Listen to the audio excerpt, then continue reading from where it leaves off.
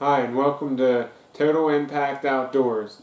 I'm your host, Brad Cook, and as the northwestern PA deer seasons have wound down here in the last couple of days, we've been out looking around, scouting for next year, and already doing some planning for the coming season next year. So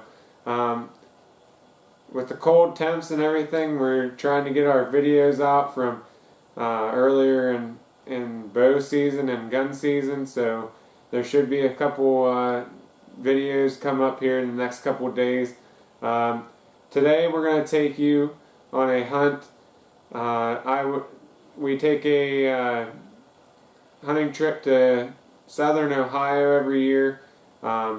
As you can see, I was able to take a buck there. I didn't get it on camera, but I took a buck there my first morning in the tree stand in Ohio. So I was able to rush back. I got all my stuff together and I rushed back to Pennsylvania so I could hunt. And I didn't have a whole lot of time that evening, so I quickly jumped into a stand on the edge of a field. Since I didn't have very much time, and I climbed up in there, and the first buck out was an 8-point. That is actually the first deer out, was an 8-point, and with time running down, I was going to go ahead and take this deer if I got a chance. So he came out about 200 yards away. I hit the grunt call and I did a bleat call back into the woods, behind me. He did respond. He came a long ways. He got to about 50, 60 yards, maybe another 10 yards, and I would have thought about taking a shot, but he would have had to get out to my right about 20 yards as well. But just as soon as he got there, a doe come out from underneath me and went right out to him, and he proceeded to bump the does around, and I didn't get a chance, but I got a little bit of footage of him, and I'll show you that right now.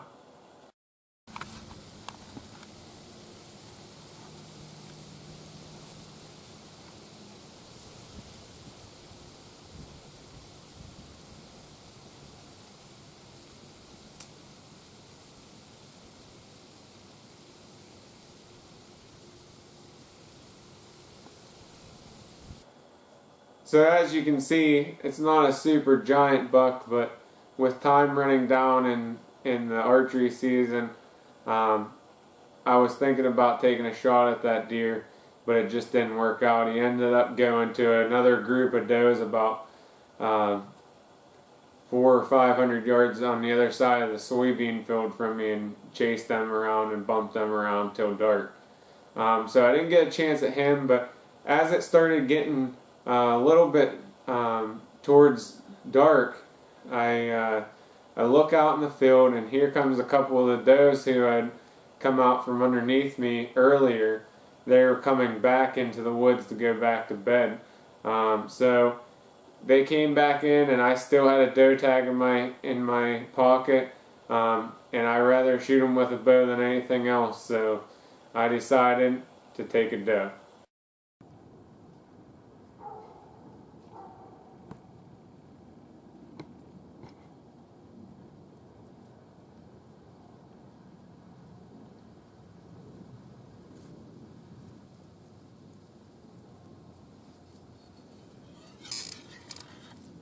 Right.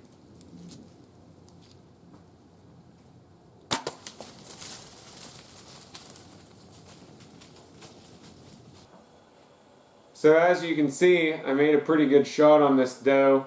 The luminance disappears right in where I was aiming. I was pretty confident in the shot. I waited probably 30 to 45 minutes until it got dark. I got down. Well, actually, before I got down, I heard back in the weeds back there in the woods. I heard a buck roar and a couple buck grunts, and out steps a beautiful buck. Too dark to shoot after shooting hours, and I wasn't able to do anything with that because I had just shot this doe as well. But he was right where she had ran into, and I didn't know it. I didn't know anything was going on there, but later we found out that that buck had probably been chasing the doe that I shot around back in there. With the perfect shot that I made, I started to track this deer that I shot, and I got about 45 yards into the woods, and there was blood. I had a very, very good blood trail, and I didn't see the deer within 40 or 45 yards, which is what I would expect to see the deer in that amount of time. So I backed out of there. I thought maybe I didn't make the shot that I thought I did on this deer, and I went back, reviewed the footage, and it still looked like I just smoked this doe. And so I grabbed my buddy Andy and we go out and we begin to track this deer. We end up going probably about 200 to 250 yards in a swamp with a very good blood trail, lots of blood. We end up zigzagging through there and we end up finding her. I made a perfect shot. So the only thing I can figure is that that buck had been chasing her around a little bit, and she just got her adrenaline going, and she was able to run further than what she should have, really. And so we were able to recover the doe. We didn't get much footage of the track job or getting her out because it was pretty late at night by the time we got back there and got her out. But it was a good night in this tree stand, seeing and chasing around a lot of bucks here in PA, but just couldn't seal the deal on a good PA buck in archery season. But